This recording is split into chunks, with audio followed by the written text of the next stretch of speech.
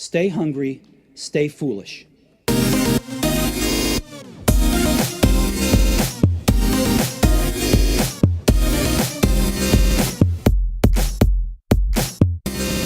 So now on the Innovation Show, it's a great pleasure to welcome Jim Detert. Jim is Professor of Business Administration at the University of Virginia's Darden Graduate School of Business.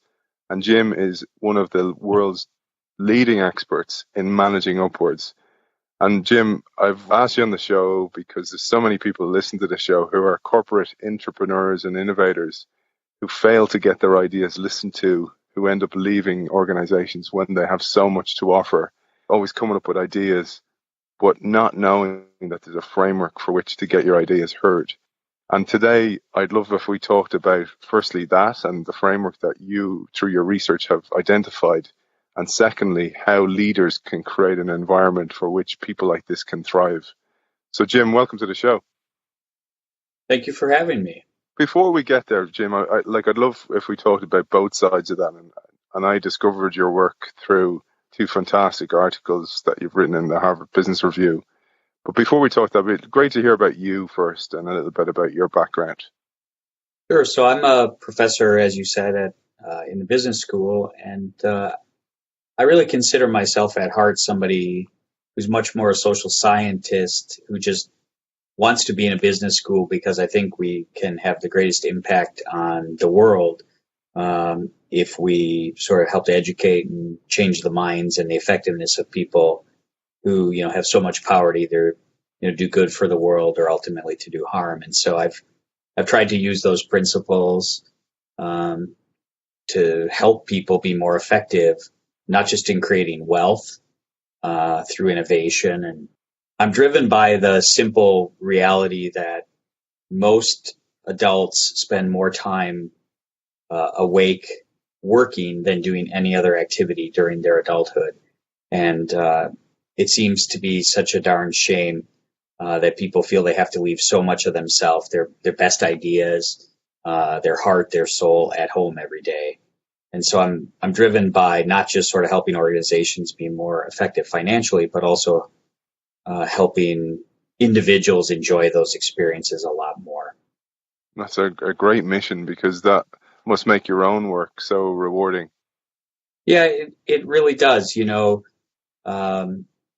have people come back to you and say, either that they have figured out how to be fundamentally more effective in the organization they're currently in, or to realize that they only have one life and therefore have had to make a change. And even if in some small way I've been part of stimulating them to sort of have the courage and the competence to make that change, it's a pretty rewarding job. And it's really a privilege to have that role.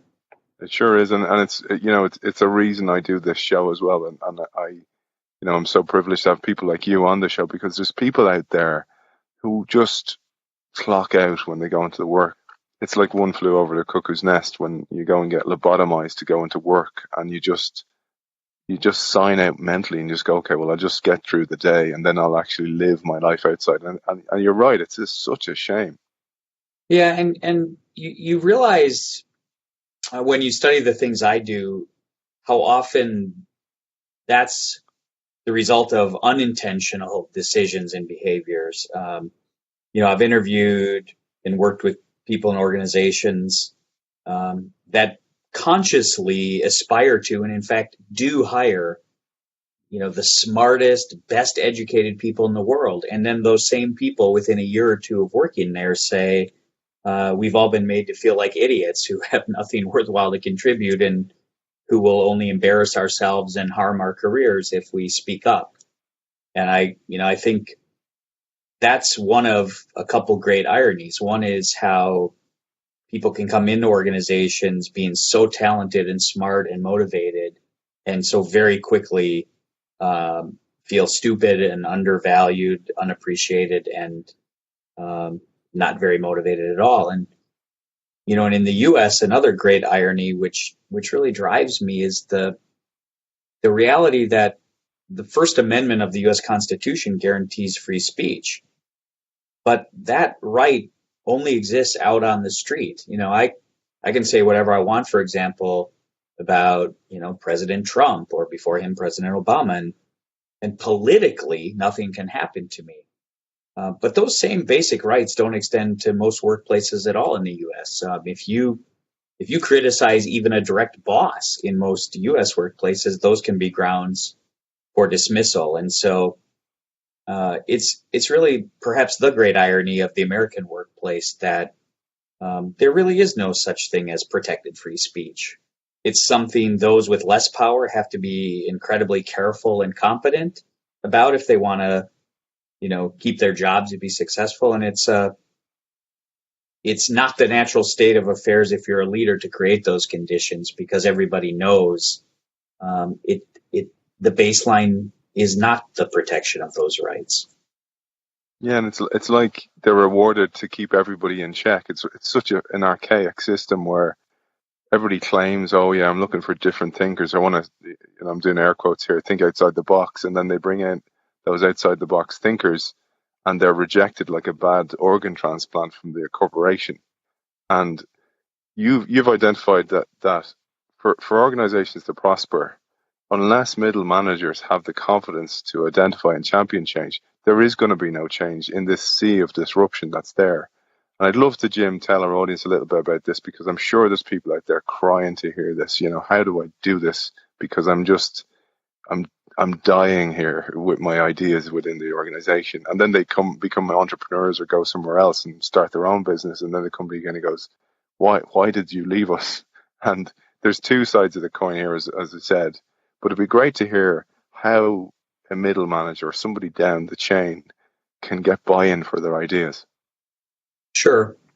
I think ultimately what we're talking about, and in one of the articles you referenced, my colleague Sue Ashford and I talk about issue selling, which is sort of, a framework for taking your idea and convincing those above you to do something with it. Others have called this process something different. Some people talk about tempered radicalism. The idea that we need people to be radical and really, offer fundamentally new and different ideas, but we need them to be tempered. That is to say and do things in ways that they can be heard rather than just rejected. I also more recently have been thinking about this as competent courage. I think for too long we've talked about courage in the workplace, and usually it evokes notions of a whistleblower. But we know that the fate of most whistleblowers is to actually be expelled from the organization. And so I think we have to talk about frameworks for competent courage. That is, how does somebody who has important ideas or knowledge, how do they get that heard? And so fundamentally, whatever you call this, these frameworks are really about, I think, making at some level the basic recognition that when you have an idea, if you're middle management or a professional, an intrapreneur, by definition, you are excited about the idea. By definition, you believe it will work. You want further resources and investment, but you don't have the power.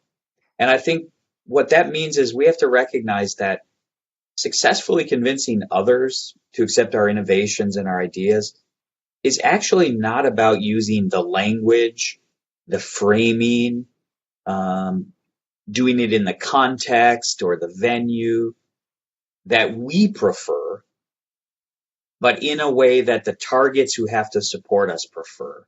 And so at some level, a lot of what we can talk about more specifically is really just about perspective taking. And it's really it's a profound perspective taking, and it's realizing that I am not just verbalizing the story I have already internally told myself and find compelling. It's about telling the story in a way that the targets will find most compelling. And for most of us, that's a pretty big shift in thinking. So I think it's realizing that there's this fundamental shift that we have to make between what's convincing to us personally, the language we like, the arguments we find compelling, to the language of the target. What is it they find most compelling? What is it that excites them emotionally? And I think unless we learn to think about and present things in ways that the target, the people with the most power, find compelling, we're not likely to be successful. And often that can be really difficult for us because we have a different level of expertise. We may have a different functional specialization. And so getting out of our head and taking that perspective is really critical to selling successfully.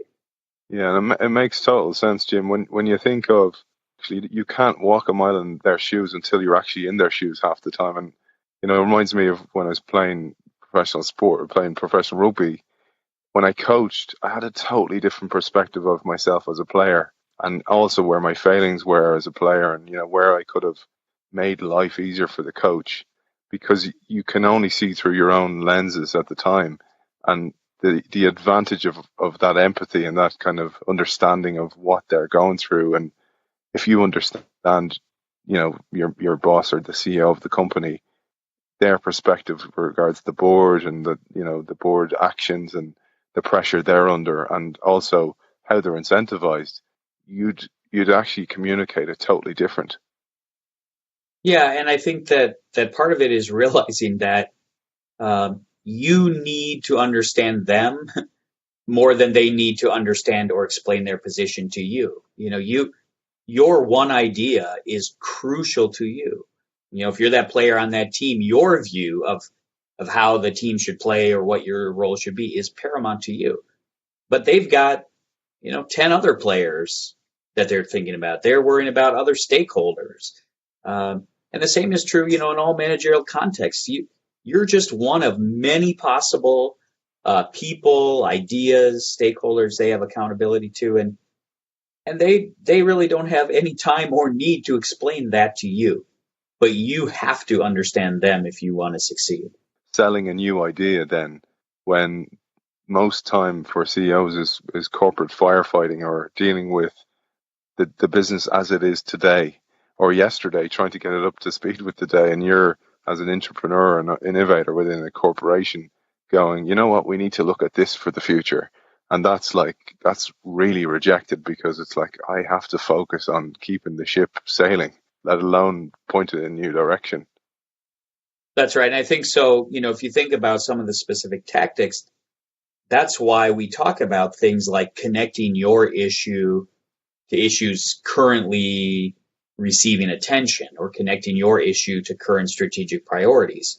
So often there are ways, if we spend just a little bit of time thinking about it, that we can take our project, our idea, which feels more future oriented, and we can convey it in a way that says, hey, boss, I understand right now your strategic priority is today's problem X, or its growth, in area Y. And let me tell you why this idea is fundamentally actually connected to this current strategic priority or current growth area. And it's ultimately incumbent on the issue seller, right, the potential innovator, to make that connection. Because again, the manager who, as we well know, has, a million things going on, has at most, 3 to 10 minutes for any issue, they don't really have any incentive to see the connection. It's you that has to make that connection. Yeah, and this is where most of us fail, isn't it? And I see it a lot in digital, the world of digital, where you might have a chief digital officer or a CTO, a chief technology officer. They're advocating a new system being brought in, and then that's kind of like, well, that's going to cost us $300,000 or whatever it is, and the CEO is kind of going, well, that's a cost, that's an outgoing, and is what we have not enough? And you talk about this in your articles about how to frame that to get it over the line. Yeah, and I think that one aspect of issue selling framing is thinking about whether you present, things, for example, as an investment versus a cost. It's also about whether you present something as an opportunity or as a threat. If you listen, all you have to do is listen carefully to what your boss or bosses, how they describe sort of the world they operate in. And some people will more naturally describe and therefore gravitate to pitches that are tailored as opportunities. They like sort of upside ideas. Others on the other hand, really respond better to risks. What's the downside? What's going to be the cost associated with inaction? So even thinking about, does my target tend to respond better to upside opportunity framing or downside sort of costs or risk mitigation framing? Even that kind of framing can make quite a big difference in whether you connect or not with the target. Yeah, and you talk also about this idea of a burning platform of some sort to kind of create urgency. Yeah, I mean, and sometimes the issue with urgency is around timing. So often, as you said, people who are more entrepreneurial, really have innovative, creative minds, are in a sense sort of too far out ahead of where decision makers are, and so part of the sort of creating a burning platform might be again to talk about connecting to different current strategic issues. But sometimes it's also about asking yourself whether, the timing is quite right. You can simply be too far out in advance, and you're just not going to get traction. And one of the failings I often see conversely, and I hear a lot of managers who would like to be open to innovative ideas and problems being brought up, is they say people wait, they wait too long. So a decision is announced and now it's time to implement, and people now suddenly want to debate and talk about other alternatives. And so I think we have to be skillful as issue sellers in thinking about the timing. If we're too far out in advance, we're not going to get traction. If we've missed the boat, we're not going to get traction. And so how do you really think about sort of right timing of an issue? And sometimes the right timing, if you are out in advance, is to connect to something else receiving a lot of current attention. That kind of raises from experience as well, where the issue seller wants credit for the idea. So they'll sell it at a board meeting, or they'll sell it, at a forum that's not necessarily the right forum.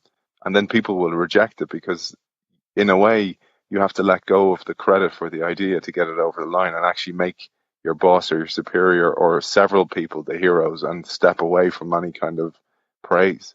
Yeah, you do. It's a great point. In fact, one of the things we often talk about is the need when you're selling, even though it sounds a little counterintuitive, to actually do a lot of listening and a lot of asking.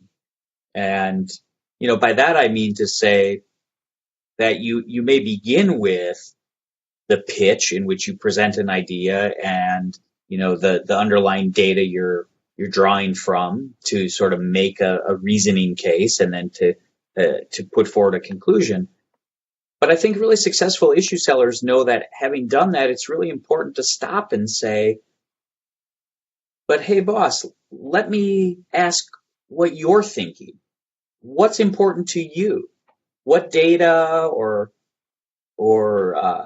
problems are you looking at? What are you thinking about this idea? And often when you do that, you knock down the idea that there's this adversarial, I'm selling and you're buying, and you shift it into we are both collectively trying to come up with something better for the organization. And often when we talk about this concept, people will say, to your point, they'll say, well, what if the boss's idea is actually better? Or what if the direction we end up going is ultimately more toward his or her side than mine? And I say, well, isn't that great? Because if ultimately your goal is to do best by the organization, then who really cares whether it's more on your side or more on the boss's side?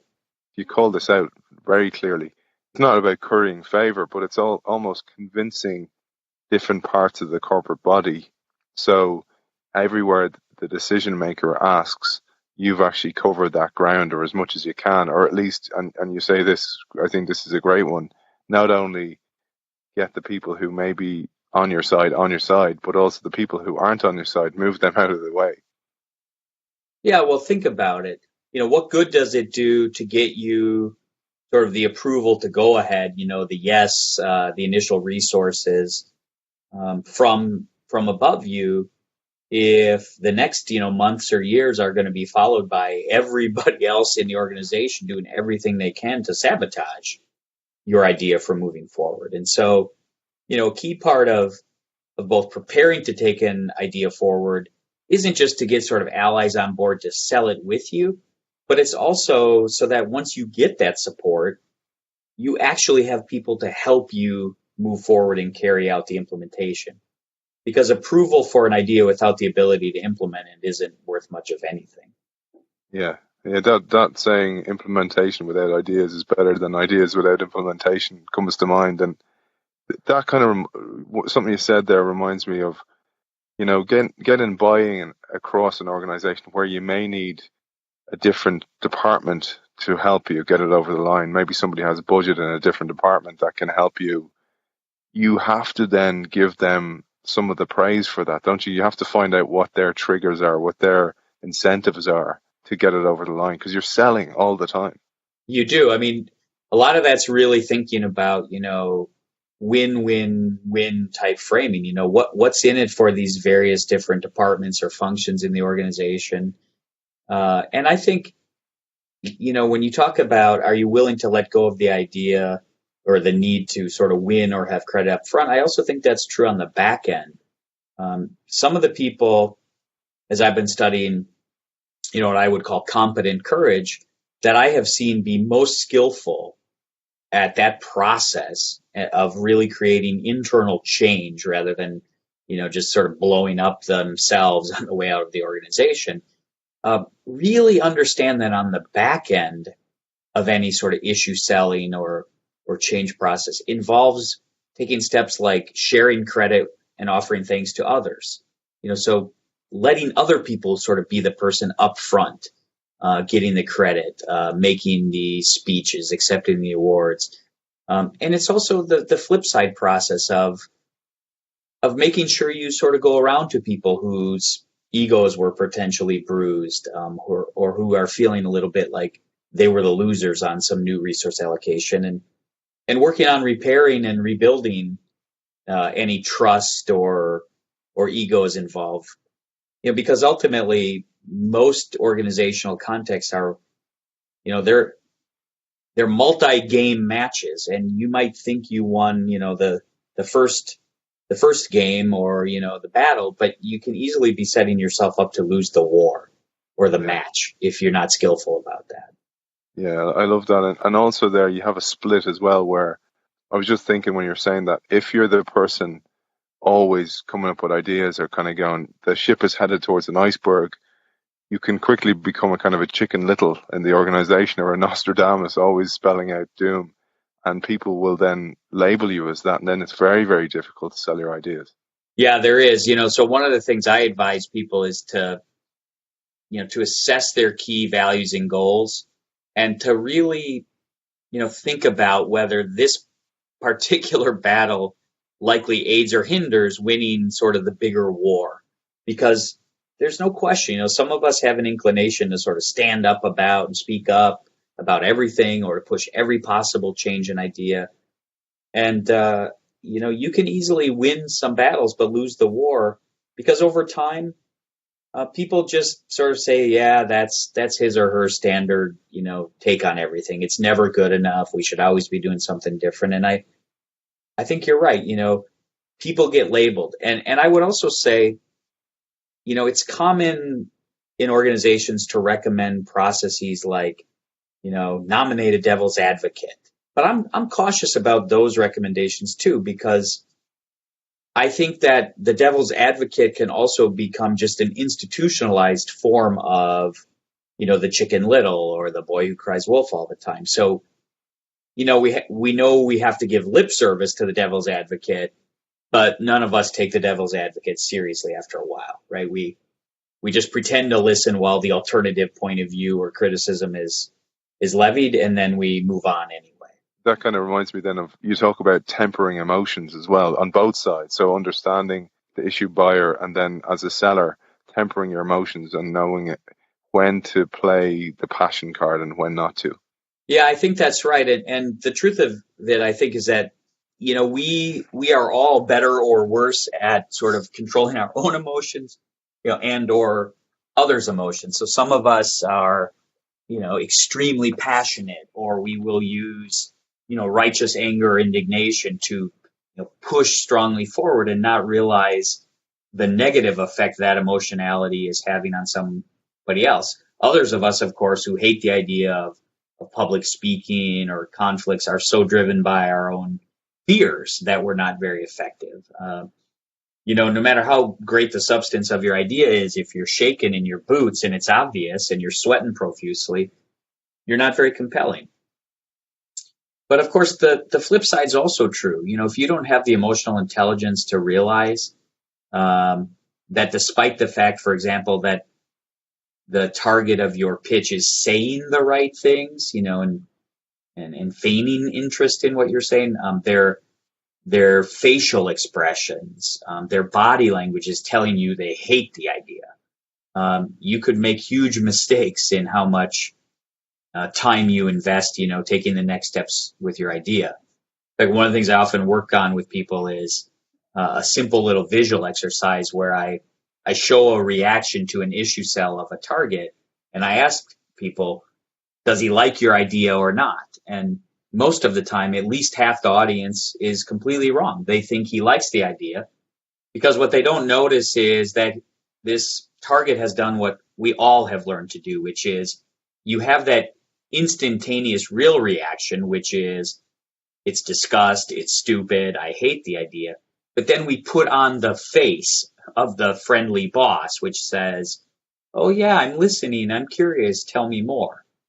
Yeah. And if you're not skillful enough to realize that the first reaction was the real reaction, you can waste a lot of time on an idea that the boss doesn't like at all. Yeah, and you're right. I mean, this, when you kind of listen to this as a whole, and you talk about issue selling, it is sales. I mean, the best salespeople in the world are great listeners, and they listen to what's said, but also what's not said. They listen to body language, they listen to intonation. And I remember reading once a body language book.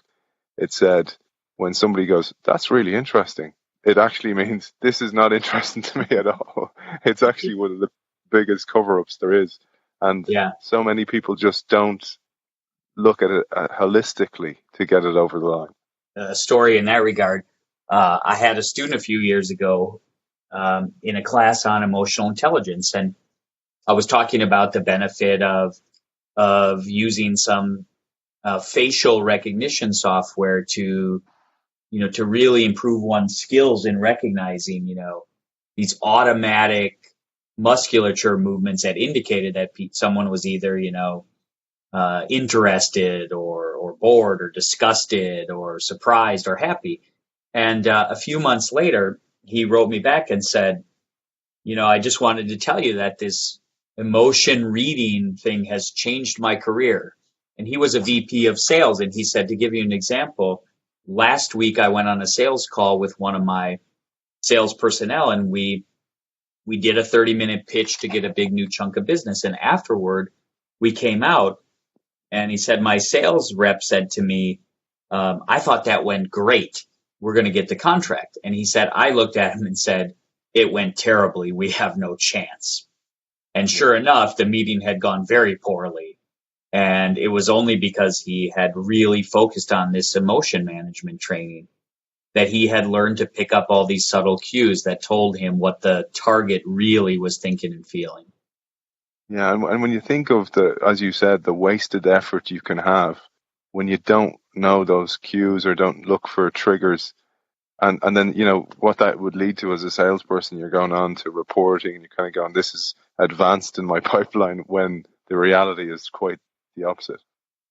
Yeah, and if you think about it, for evolutionary reasons, the human brain is certainly geared toward overestimating risk, right? It's always been more important to our survival that we think we see a bear and run when the bear isn't there than to not think there's a bear there and be dead.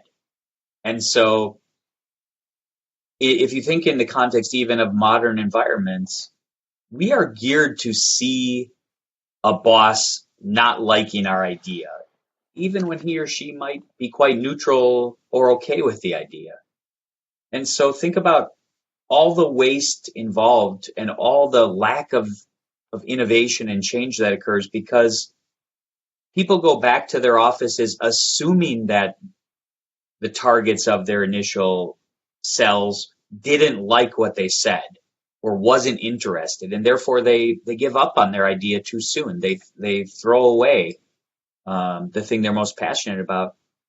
And all that really happened is they misread, they overestimated the boss's negative reaction to an event. We might talk about the flip side of the coin now, Jim, because there's a great framework, and I'm going to link to the articles. And in the future, I hope we see a book because it so much merits all the research you've done, etc. But I'd love if we talk now, Jim, about the flip side of the coin, which is from the leader's perspective, from a leader in an organization, a CEO, an MD, a business unit, how to create that environment where people feel psychologically safe to bring up ideas, to come forth with ideas, to change, etc. And that all in an environment of not creating mayhem where it's like everybody's throwing ideas left, right, and center. It's actually tempered ideas. Sure. The obvious things which I can state and then we can move past quickly are obviously, do you display an openness to ideas? When people give you ideas, do you do anything about it? Do you respond productively? Do you ever actually change anything? And one thing we know is that sort of simply having an open door policy, saying you're open to ideas and people should come to you, it's not nearly enough. You have to actually sort of get out of your office. You have to go solicit those ideas. And a big part of the reason that's important is that people are really attentive to small power cues. So when you make them come to your office, that's your turf. That's where you're most comfortable. It's probably where you have the big comfortable chair and they have to sit on the cheap, uncomfortable chair. You're sitting behind your fancy desk. Often bosses are wearing more expensive clothes and have all these other symbols of their higher status and power. And so the idea that people are going to feel really safe telling you the truth on your turf just doesn't make any sense. And so I think we have to be willing to go back to some of the old school management by walking around, because there you get onto other people's turf where they're comfortable. And you're much more likely when you go ask them on their turf to hear the truth. I think, we also have to realize that if humans are really sort of wired to notice and worry about challenging people in power, then it's not just enough to say, oh, I'm generally an open, nice boss. You have to watch for all these very subtle cues that remind people that you're the boss. And I'll give you a simple example. A few years ago in my doctor's office, there was a sign on all the examining room offices walls that said, speak up. If you have a concern, an issue, speak up, tell the doctor. And so I got to wondering, whether even the smallest subtle cues might affect whether people actually spoke up to their doctor. And so I borrowed the doctor's examining office, and I had a colleague of mine and a doctoral student of mine play the role by wearing the garb of a patient and a doctor with a lab coat.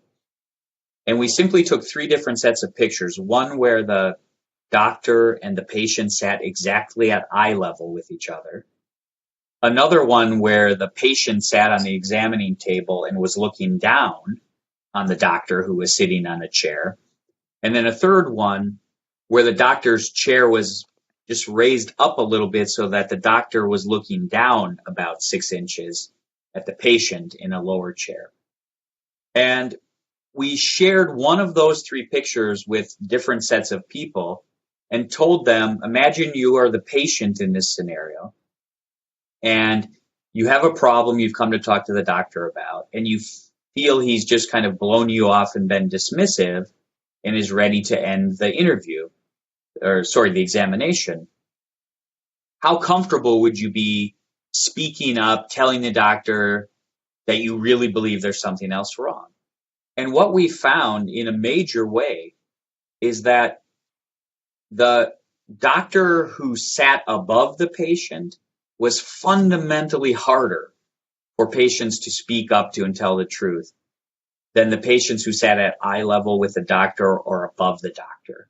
And so something just as minimal as the eye level of the higher power and the lower power status person made a huge difference in people's comfort speaking up.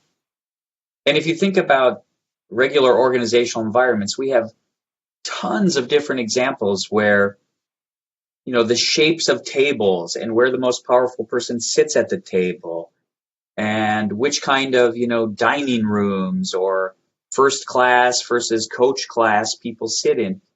We have so many subtle signals that tell people that person's in more power than me. And what we've learned is that bosses can do all the right things verbally. They can be friendly and open. But if they send off too many of these other power signals, people won't speak up. I guess why a boss needs to show a certain amount of power. A boss needs to go, I am the leader here, but they don't need to impose it. They need to know when to play that card and when not to. I think so. And, I'm quite aware that people have, different points of view on this issue.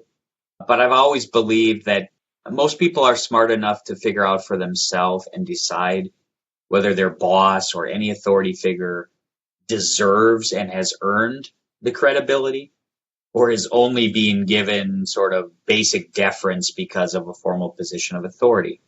A simple example would be there's always been some debate in business schools about whether professors should wear, suits and ties to class every day.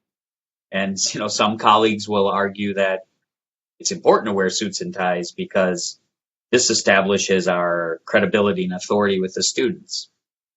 And I've always said, if we have to rely on a suit and a tie to earn credibility from our students, we're sunk from the beginning. Yeah. These are really smart people, and they will decide within about 10 minutes of the first class whether we deserve their respect. And it's not going to have much of anything to do with our tie.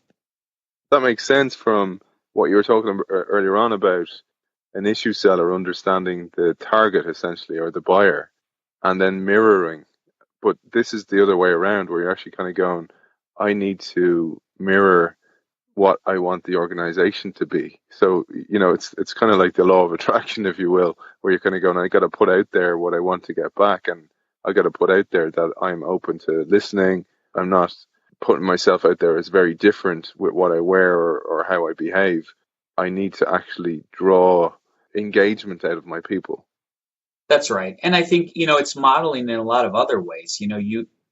You say you want to create this environment where people can really learn, and that involves taking chances and trying different things. And that by definition then will involve, failure and mistakes.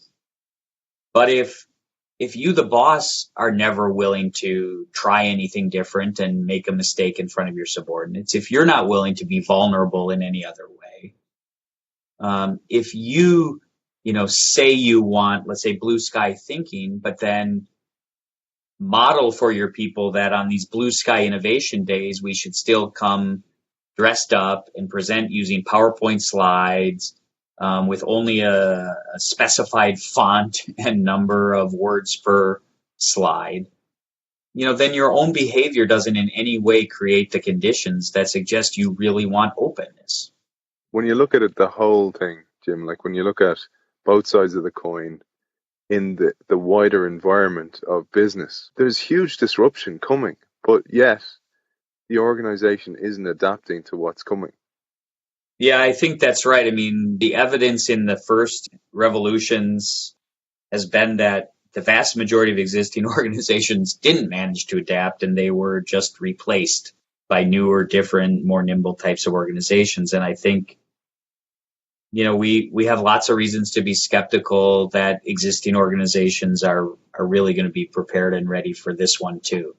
And part of it, I think is why, again, whether you're teaching people, how to sell and be persuasive or be competently courageous, I think part of that is you're talking about sets of skills that hopefully will help create change in your organization. But if not, they're the same skills that would help you take your own skills somewhere else and succeed at convincing other types of people, whether that's venture capitalists who might fund your idea, or other employers who might be more open.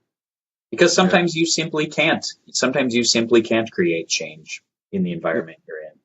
Yeah, sometimes the organization is just allergic. And as you said, if the leader truly doesn't want change and is incentivized by, they're on they're 3 year kind of steward of a role rather than an actual leader, and then they have a golden parachute, why would they ever change anything? Because it's too much risk. No, that's right. And for really senior leaders who say they want, they really want to reward, out of the box, assertive individuals. One simple question for those people to ask themselves is, if I look around my own senior management team, the people I have promoted, how many of them did I promote fundamentally because they were great at challenging me and telling me how wrong I usually am? One of the surest signs, and people all the time point this out to me, they say, my company espouses wanting creative, divergent thinking, but the top is a set of yes men and women. And so the concrete evidence is that the people who get promoted are the ones who go along, not the ones who fundamentally rock the boat. And that's the huge challenge, isn't it? From your side, Jim, do you see signals of change for this? Most of the signals of change, again, if you go to sort of how does it happen over the long run, most of the signals of change we see tend to be from or newer tech-focused organizations. It's the disruptors, not the disrupted, that are the most skillful at sort of being adaptive. Time and again, we hear about the Googles and the Pixars, and the Amazons. In the U.S., it's a relatively small number of organizations that you hear about over and over as the examples of having created, the right kinds of environments. As you said, the other revolutions have shown that there's people just replaced. And I think that's the biggest tragedy, when you have good people in organizations who know their organization needs to change. The organization rejects them for being chicken littles or too disruptive or too much a maverick. And then they go and join the new organizations. That's right. Or in a sense, even more tragically, one of the things we have learned studying the issue of speaking up for several decades is one big barrier to people speaking up is indeed they are afraid. But another big barrier, and in some contexts a bigger barrier, is that people have just concluded it's futile. It's just not worth it. And so you have all these people who had so many great ideas and so much talent, but over a period of time, they've gotten worn down, and they've stopped trying to think the creative thought. They've stopped trying to really make any change, and they're really make and do and passing time rather than truly pushing for change anymore. And what a colossal waste of human talent that is when people reach that point. And that lack of meaning, it's so bad for people's mental health and actually eventually physical health as well. Yeah, a couple hundred years ago, or 150 years ago, in the U.S., Henry David Thoreau, talked about most men leading lives of quiet desperation. And sometimes I fear that aptly describes how just too many people feel a few years into their career. They're just stuck. So we don't finish on that note, because you were a change maker, and it's one of the reasons I reached out to you, because I think you're doing phenomenal work. What do you see for the future? So say somebody's listening and their kid's going to college or going to college soon. What kind of advice are you giving to people like that? What kind of careers should they seek? What kind of things should they study? Well, I still really believe, it's become a little old-fashioned in the U.S. anyway to talk about the value of a liberal arts education. But I think in a world of technology and artificial intelligence, I still really believe that in the future, the skills that we will not replace with technology will be the very human abilities to think critically, to connect at a very human level, to compel other. It's the management of emotions. It's the perspective taking and the ability to frame and adjust in real time to emotional and social and cultural cues. I think that the people who can do that will be the people who will continue to thrive, no matter how automated the world becomes. And so, for me, it's less about sort of what people major in or what they study, and it's really that they focus on learning to be learners and learning to be skilled at those basic emotional and cultural skills. And I think the people who do that, in combination with one other critical thing, which is, the sort of old wisdom about, save a pot of gold. It's going to be really critical, because ultimately, if we can't change every environment we're in, we need the flexibility to be able to go create new environments or pursue new environments. And so my advice to younger people is not only to sort of learn to be a learner and a thinker, but it's also not to live so close to the edge financially and otherwise that, by 30 years old, they feel they don't have any choice. Yeah. Keeping themselves externally valuable and internally credible and have that pot of gold so that you can really pursue your dreams. I think that's the future we should be seeking. Awesome, Jim. Well, you've pretty much summed up the ethos of this show as well. So thank you for that. And it's been an absolute pleasure talking to you. Jim Detert, expert in selling up and managing up. Thanks for joining us. Thank you. It's been a pleasure.